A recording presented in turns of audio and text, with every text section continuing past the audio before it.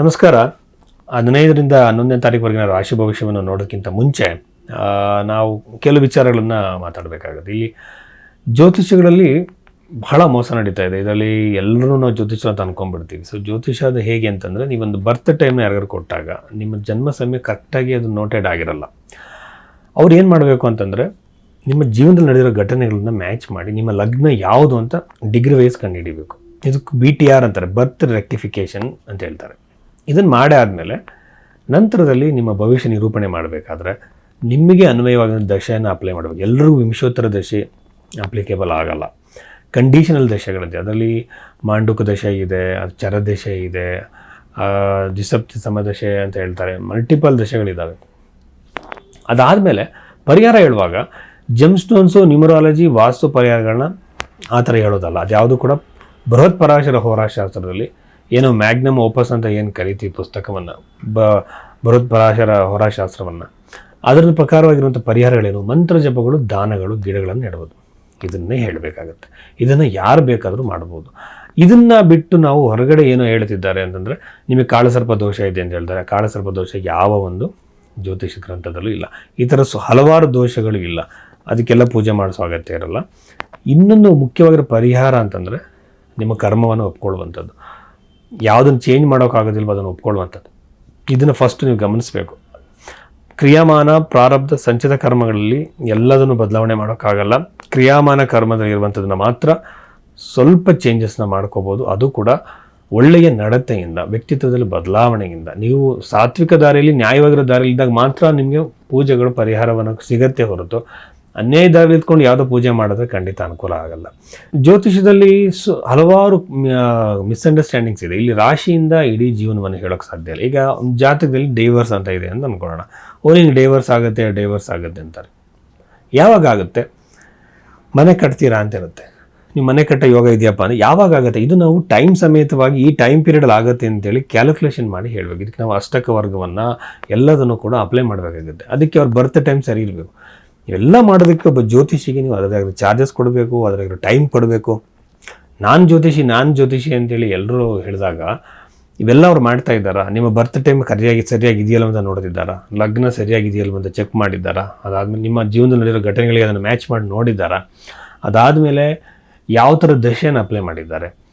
ಇದನ್ನೆಲ್ಲ ನೋಡಿಕೊಂಡು ಜ್ಯೋತಿಷ ಕ್ವಾಲಿಫಿಕೇಷನ್ ನೀವು ಕಂಡುಹಿಡಬೇಕಾಗುತ್ತೆ. ಸುಮ್ಮನೆ ಎಲ್ಲರನ್ನ ಜ್ಯೋತಿಷ ಅಂತ ಯಾವ ಕಾರಣಕ್ಕೂ ನಂಬಕ್ಕೆ ಹೋಗ್ಬೇಡಿ. ಈಗ ಕೆಲವರು ಪೂಜೆಗಳೆಲ್ಲ ಮಾಡಿಸೋದಕ್ಕೆ ಹೋಗಿ ತುಂಬ ಮೋಸ ಹೋಗ್ತಿದ್ದಾರೆ.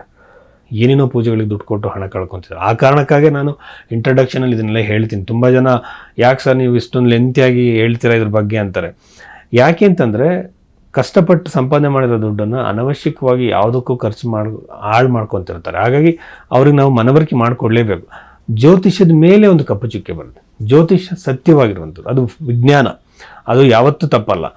ಬಟ್ ಇಲ್ಲೇನಾಗ್ತಿದೆ, ಅದನ್ನು ದುರುಪಯೋಗ ಪಡಿಸ್ಕೊಳ್ಳೋದ್ರಿಂದ ನಾವು ಹೇಗೆ ರಕ್ಷಣೆ ಪಡ್ಕೋಬೇಕು ಅನ್ನೋದಕ್ಕೋಸ್ಕರ ಈ ಇಂಟ್ರೊಡಕ್ಷನ್ ನಾನು ಯೂಶ್ವಲಾಗಿ ಕೊಡ್ತೀನಿ. ಸಿಂಹ ರಾಶಿಗೆ ಸಂಬಂಧಪಟ್ಟಂತಹ ರಾಶಿ ಫಲವನ್ನು ನಾವು ನೋಡೋದಾದರೆ, ನಾವು ಯೂಶ್ವಲಾಗಿ ಮಂತ್ರೇಶ್ವರನ ಫಲದೀಪಿಕೆ ಗ್ರಂಥದಲ್ಲಿರುವಂಥದ್ದೇ ಜಾಸ್ತಿ ಫಾಲೋ ಮಾಡ್ತೀವಿ. ಸೊ ಅಲ್ಲಿ ಪ್ರಕಾರ ನೋಡೋದಾದರೆ, ಈಗ ಒಂದು ವಾಸ್ತುವಿನ ಪ್ರಕಾರವಾಗಿ ವಾಸ್ತು ಸಮಸ್ಯೆನ ನಾವು ಕಂಡುಹಿಡಬೇಕು ಅಂತಂದರೆ, ಯೂಶ್ವಲಾಗಿ ನಾವೇನು ಮಾಡ್ತೀವಿ ಅಂತಂದರೆ, ಪ್ರಶ್ನೆ ಕುಂಡ್ಲಿಯನ್ನು ಹಾಕಿ ಕಾವಡಿಯನ್ನು ಹಾಕ್ತೀವಿ ಒಂದು ಮನೆಗೆ ಹೋಗಿ.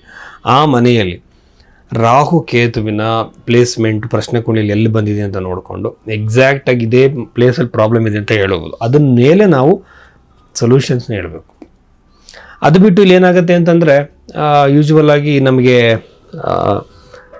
ಇದು ಕೇತುವಿನ ಪ್ಲೇಸ್ಮೆಂಟ್ ಇಲ್ಲಿ 2ನೇ ಮನೆಯಲ್ಲಿದೆ. ಹಂಗೆ ನಾವು ನೋಡಿದಾಗ ಹಣಕಾಸಿನ ಪ್ರಾಬ್ಲಮ್. ಈಗ ನಾವೇನು ಮಾಡಿ, ಲಗ್ನದಲ್ಲೇ ಇದೆ ಅಂದರೆ ರಾಶಿಯಲ್ಲೇ, ಸಿಂಹ ರಾಶಿಯಲ್ಲೇ ಕೇತು ಇರೋದ್ರಿಂದ ವೈವಾಹಿಕ ಜೀವನದಲ್ಲಿ ಸಮಸ್ಯೆ, ಕುಟುಂಬದಲ್ಲಿ ಕಲಹ, ಇಬ್ಬರು ದೂರ ಆಗುವಂಥ ಸಾಧ್ಯತೆಗಳಿರುತ್ತೆ. ಅಂದರೆ ಇಬ್ಬರು ಜಾತಕದಲ್ಲೂ ಅಂಥ ಇಶ್ಯೂಸ್ ಇದ್ದಾಗ ಇದು ಜಾಸ್ತಿ. ಇಲ್ಲಾಂದರೆ ಕೇವಲ ಸಣ್ಣ ಪ್ರಮಾಣದಲ್ಲಿ ನಡೆದು ನಿಂತು ಹೋಗ್ಬೋದು.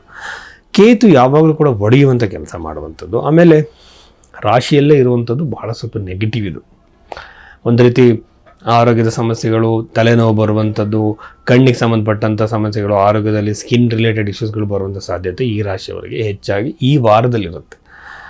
ಇನ್ನು ಎಲ್ಲೋ ಒಂದು ಕಡೆ ಹಣ ಸಿಗಾಕೊಂಡಿದೆ, ಅದು ಬರ್ತಾ ಇಲ್ಲ, ಅನ್ಸೆಸ್ಟ್ರಲ್ ಪ್ರಾಪರ್ಟಿ ಬರುತ್ತಾ ಅಂತ ಅಲ್ಲೂ ಕೂಡ ಅಂಥ ಅನುಕೂಲ ಇಲ್ಲ. ಅಲ್ಲೂ ಕೂಡ ವಿಳಂಬವಾಗುತ್ತೆ.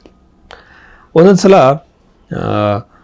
ತುಂಬ ನೋವಾಗುವಂಥ ಸಾಧ್ಯತೆಗಳಿರುತ್ತೆ, ಸ್ಟ್ರಕ್ ಆಗುವಂಥ ಸಾಧ್ಯತೆ ಇರುತ್ತೆ. ನೀವೇನಾದ್ರೂ ಗ್ಯಾಮ್ಲಿಂಗ್ ನೇಚರ್ ಇರುವಂತಹ ಬಿಸ್ನೆಸ್ಗಳನ್ನ ಏನಾದರೂ ಮಾಡ್ತಾಯಿದ್ರೆ, ಟ್ರೇಡಿಂಗ್ ಅಂತ ಹೇಳ್ತಾರೆ, ಇನ್ನೊಂದು, ಅದೆಲ್ಲನೂ ಸ್ಟಾಪ್ ಮಾಡೋದು ಒಳ್ಳೆಯದು. ಅನವಶ್ಯಕವಾಗಿ ನೀವು ಸಿಗಾಕೊಳ್ತೀರ. ಯಾಕೆಂತಂದರೆ ಇನ್ನು ಕೆಲವು ವರ್ಷಗಳ ಕಾಲ ಶನಿಗ್ರಹ ಅಷ್ಟಮದಲ್ಲೇ ಇರುವಂಥದ್ದು, ಇದು ಒಳ್ಳೆ ಪ್ಲೇಸ್ಮೆಂಟ್ ಅಲ್ಲ.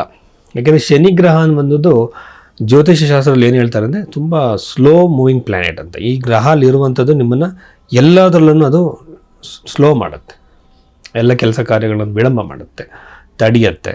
ಹಾಗಾಗಿ ಶನಿಗ್ರಹವನ್ನು ನಾನು ಹೇಳಿದ ಹಾಗೆ ಇರೋದ್ರಿಂದ ಯಾವುದೇ ಕಾರಣಕ್ಕೂ ಕೂಡ ನೀವು ಎಕ್ಸ್ಪೆಕ್ಟೇಷನ್ಸ್ ಏನು ಇಟ್ಕೋಬೇಡಿ. ಹಣ ಕೊಡೋಕ್ಕೂ ಹೋಗಬೇಡಿ, ಹಣ ಸಿಗಾಕೊಳ್ಳುತ್ತೆ ಮತ್ತೆ ಬರಲ್ಲ, ಹಿಂಗೆಲ್ಲ ಆಗುತ್ತೆ. ಹಲವಾರು ಥರದ ಲೀಗಲ್ ಡಿಸ್ಪ್ಯೂಟ್ಗಳಾಗೋ ಸಾಧ್ಯತೆಗಳಿರುತ್ತೆ. ಹಾಗಾಗಿ ಅದನ್ನು ಕೂಡ ನೀವು ಅವಾಯ್ಡ್ ಮಾಡಿ. ಇನ್ನು ಮಕ್ಕಳಿಂದ ಸಂತೋಷ, ನೆಮ್ಮದಿ ಕ್ರಿಯೇಟ್ ಆಗುತ್ತೆ. ಮಕ್ಕಳು ದೊಡ್ಡ ಪೊಸಿಷನಿಗೆ ಹೋಗ್ತಾರೆ, ವಿದ್ಯಾಭ್ಯಾಸ ಆಗಿರ್ಬೋದು, ಜಾಬ್ ಆಗಿರ್ಬೋದು. ಗೃಹ ನಿರ್ಮಾಣದ ಯೋಗ, ಈಗ ಈ ರಾಶಿಯವರಿಗೆ ಬಹಳ ಒಳ್ಳೆ ಪ್ಲೇಸ್ಮೆಂಟ್ ಗ್ರಹಗಳಿರೋದ್ರಿಂದ ಮನೆ ಕಟ್ಟಬೇಕು ಅಂತ ಇರಲ್ಲ, ಪ್ರಾಪರ್ಟಿ ತಗೊಳ್ಬೇಕು ಅಂತ ಕೆಲವರಿಗೆ ಮನಸ್ಸಿರಲ್ಲ. ಈಗ ಅವಕಾಶ ಉಂಟಾಗುತ್ತೆ. ಅವಕಾಶ ಕ್ರಿಯೇಟ್ ಆದಾಗ ಅದನ್ನು ಮಾಡೋಂಥ ಸಾಧ್ಯತೆಯೂ ಜಾಸ್ತಿ ಆಗುತ್ತೆ. ಸೊ ಪ್ರಾಪರ್ಟಿ ತಗೊಳ್ಳೋದಕ್ಕೆ ಎಲ್ಲದಕ್ಕೂ ಕೂಡ ಬಹಳ ಉತ್ತಮವಾಗಿರುವಂಥ ಸಮಯ.